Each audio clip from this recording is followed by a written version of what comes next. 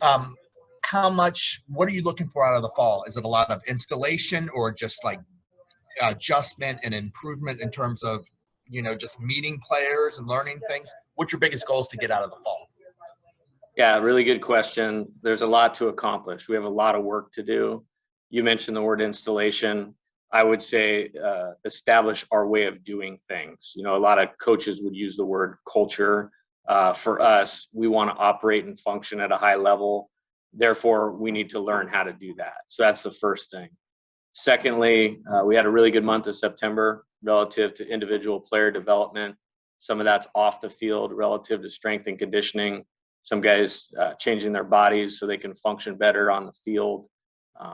Then there's individual player development plans that we have in place that we have to go to work on relative to swing adjustments, pitching delivery adjustments, and we'll carry that forward. And then probably this next phase, which is the most important, is developing an identity for our team, or what I would call a process of winning. And so seeing how some of those pieces fit in doing that, learning the roster, maybe who can and who can't do certain things. And then ultimately that will help us put players in position to be successful. We're certainly not ready to play a game right now, but what we talk about to the players is being ready to compete. So I'm anxious to see them in a little bit more of a competitive environment as we go through that and see how they respond. Coach Johnson, Mike Scarborough with TigerBait.com. Last month, you did some things that we had never seen before. You were hosting camps every weekend. I think you were maxing them out at 20. You had recruits from all over the country that were a part of those 20. How many of those did you have? How fruitful was it? And like I said, it's something we've never seen before, and it looks like it might have paid a lot of dividends for you. Yeah, we had 3 camps over the weekends in September, and it's just a good opportunity to get young players a chance to get familiar with our program, get familiar with our university, get familiar with our coaching staff. And so they were very successful. I was very pleased with the turnout. I was very pleased with the productivity of those camps. And, we're going to do everything within NCAA rules. And so there's a certain way and process you have to do that nowadays. And that's kind of what that was about. Thank you. Hey, Coach. This is Glenn West with LSU Country. Good to talk to you again. I guess talk about this pitching staff a little bit. I know you guys welcome in some new arms and obviously some really good returning arms as well. Just what are you hoping to learn about this staff, I guess, as the weeks progress here in the fall? Yeah, we have a lot of work to do relative to finding some of that out. I think what we did first off is we have given them 6.5 weeks to get themselves ready to step on the mound in a competitive environment. We're always going to put their arm health and arm safety first. And so not knowing where every guy was coming in, obviously since we're taking over new, we wanted to give them appropriate time. All of them have been off the mound 4 times prior to or leading up into their first inter-squad experience this week. So we feel good about where they're at health-wise. We feel good about where they're at conditioning-wise. Now it's about finding out how they compete a little bit and whose stuff plays in a certain way. We are nowhere near naming guys that are candidates for the rotation or the key guys you go to when the game is on the line. And that will evolve over time. I think looking at all the entire weekends in the fall, all of them will throw 7 times competitively in the fall, and then probably 5 times, leading up to the season when we return in January and February. So there's going to be a lot of information collected.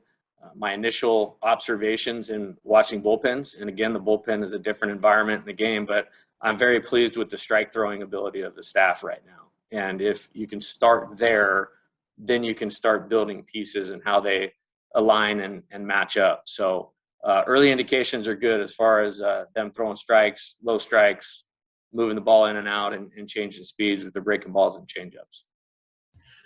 Coach David from Rivals.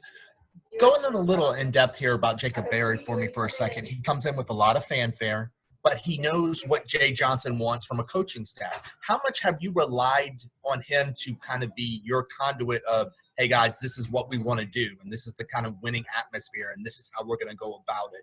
And then on top of that, what kind of player is he overall for people who maybe have not seen him play? Yeah, I think there's certainly an advantage, relative to any player that's played for us before when they come into this environment, maybe a little bit of an idea of what to expect. And I'm sure, some of his other teammates are leaning on him and Riley Cooper and Bryce Collins for those types of things.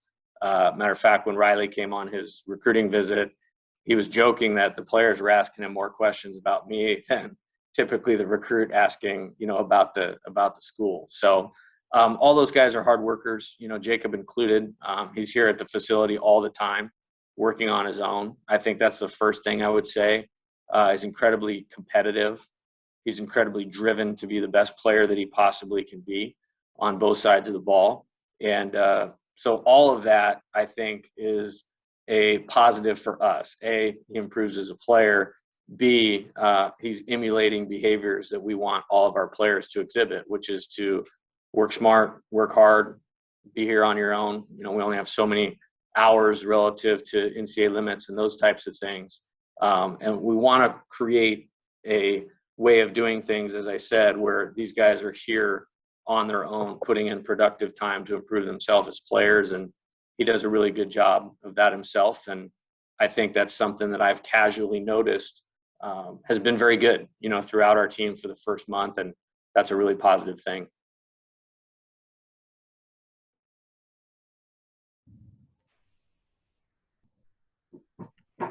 Hi, Coach Ed Daniels in New Orleans. How impatient are you when it comes to what you're trying to get done here? Well, that's a good question. I really believe in the value in every day. And a lot of coaches will talk about process.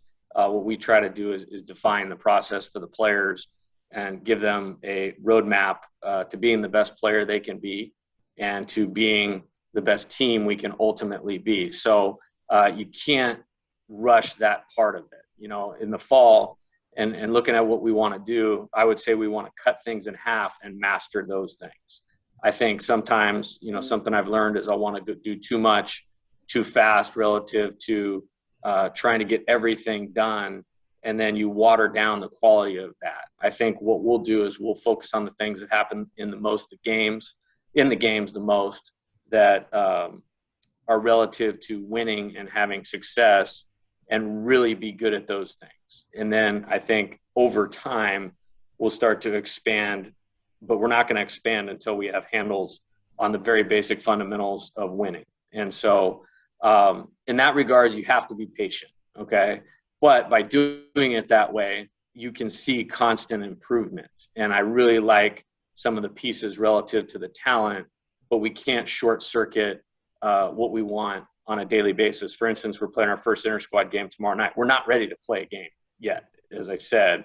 However, we do need to see players in competitive environments, how they respond, strengths and weaknesses, and that will give us a good roadmap for what we need to do to go forward. So when the season comes, we're putting our players and our team in the best position to be successful. And so by doing it that way, I've had a lot of success in that regard, and that's something that we'll continue to approach it that way here. Thank you. Hey, Coach, it's Cobble. You had mentioned strength conditioning in your introductory press conference. I was just curious how that was going, and what do you hope that new implementation of procedures and expectations does for you? Yeah, I think that's very valuable in a lot of ways. Number one, you turn on these Major League Baseball games, the Yankees and the Red Sox, the Dodgers and the Cardinals, and you look around that field, and obviously it's the most highly skilled players in the world, but they are big and they're fast and they're physical and they move well. And so if our players want to attain being a major league player someday, they have to put the hay in the barn in that regard. And from a program standpoint, we are going to make it a priority. It helps them improve, which helps us improve. But then there's a little bit of a blue-collar work ethic to that I want our teams to be known for. And I think the weight room can really help you. I think they've worked hard. We've been doing a lot of it in the morning time for a number of reasons, mainly to give the pitchers separation from when they lift to when they throw so that they can put themselves in position to stay healthy and to stay strong. And then for the position players, we're trying to create arm speed, bat speed, and running speed. And what the work we do in there can help them do that.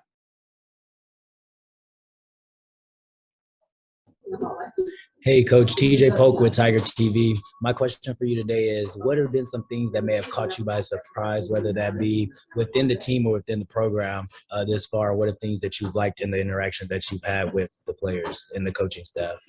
Yeah, I mean, everything's been positive so far, TJ, but we haven't been tested or we haven't been challenged yet. And when it's good, it's easy to be doing the right things. I'm pleased with the players' willingness to be coached. Very impressed with their energy for what we're doing on a daily basis. This week, Monday, we kind of simulated a team practice with part of our 8-hour week leading into our 20-hour week starting on Friday. And it was off the charts in terms of enthusiasm and players bouncing around and those types of things. I think that's all really, really positive. Easy to do when you're early in the fall or early in the season. The key will be, can we emulate that, as we're into practice 24, 25, and 26, or as we're into the middle of the season. So I've been very impressed with their enthusiasm. I've been very impressed with their coachability, as I would say. Coach, I know we can't speak specifics about specific recruits, and I totally understand that. But I want to get your thoughts on kids on the high school level, because it is happening in terms of signing NIL deals even before they get to college. Your overall thoughts on that? Are you a fan of that? Are you not a fan of that? What's going on there, in your opinion? Yeah, I think it's a new time, and I think it's a real positive thing that's happening right now, because when a player that comes to LSU, that player that's coming to play for our program ultimately wants to be a major league player. And the sell in coming to college is for them to create value for themselves by what they do in college so that they can go achieve their dream of being a major league player someday. Well, there is some delay in gratification of money and financial factors when they choose to do that. So for them to have the opportunity to do that, my hope is it accentuates itself enough to where that player doesn't feel like they have to go take that signing bonus out of high school. And by doing that and maybe having some flexibility or freedom to earn some money while they're in college on their name, image, and likeness, which we have a great platform here at LSU, it might steer some of those players towards college. And that's a great thing for us at LSU, and that's a great thing for college baseball. And I really believe in this path of development and not signing out of high school. So it's a really good thing for most of the players as well. Hi, Coach. I'm Leah. I'm from The Advocate. It's nice to meet you over Zoom. I was wondering if you could speak to your relationship with Dylan Cruz so far, and what you hope and see his role on this team being, and what he needs to do to also play baseball at the next level. Yeah, great start to that relationship with Dylan. Obviously, I was familiar with him. I was one of the best freshmen in the country last year. Tremendously talented. I mean, he can do things on the field that you don't see very often in college baseball players. Usually players with that kind of ability sign out of high school. So I commend Dylan. I commend his family for taking the college path to LSU for his development. So the talent really, really stands out. What I have really noticed and really liked and really appreciated is he seems to be highly respected by his teammates. And that is not just because he is obviously a good player, but how he goes about things, works extremely hard in the weight room, appears to be very selfless. Again, as I mentioned with Jacob before, he's a player that's at the facility all the time. And there's guys sometimes that are just wired different in that regard. Like, they wake up every day on purpose to be the best they can be. And again, that's going to be great for our team when you have really good examples out of your best players operating that way. That commands a lot of respect from the team, and it's easy for your teammates to get behind you when you work that way. So very solid initial impressions of Dylan. Guys, we have time for one more question for Coach. We're a couple months into this thing, and most of the guys that I've talked to that have been on the team prior to your arrival said that they liked that you had a plan for them. I'm just curious how, now that you're kind of past getting to know each other stages, is that progressing for both sides of the party? Obviously, your expectations for them, but them kind of benefiting from your. Yeah, I think as I mentioned, the coachability thing appears to be a strength of this group and being very eager to learn and eager to improve. Every player that I've ever coached has always wanted to be good. I think what I'm seeing so far is a willingness to, for lack of a better term, buy into the process of developing players that we take our teams through. The buy-in from these players right now is really, really strong. And I think it will be tested as we go along in the fall, and you get some failure, some positives, and can they stick with it? Because, development is a slow burn. Our players will hear me talk about wanting to improve 1% on a daily basis. And if you do that over a long period of time, the player is going to transform and be a lot more productive for your team. And so we're in the middle of that, but that has to start with trust and buy-in. What I want them to see from our coaching staff is high effort, high energy, high competency, but that's all that we can provide. I mean, the work part of it has to be provided by them, and we're off to a really good start in that, and really excited to get into team practice to take that a step further. All right, thank you guys.